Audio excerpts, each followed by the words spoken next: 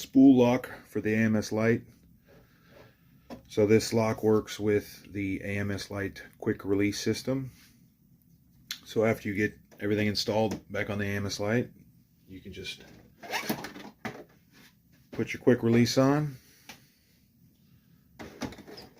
put your spool on, and then thread your lock on.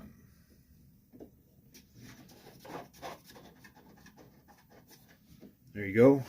The nice thing about this one is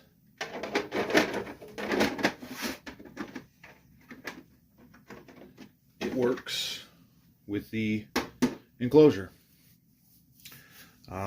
This setup is not necessarily needed for people who have their AMS light mounted on a tabletop like I do. It's more geared towards the top mount users, but it's definitely a handy tool.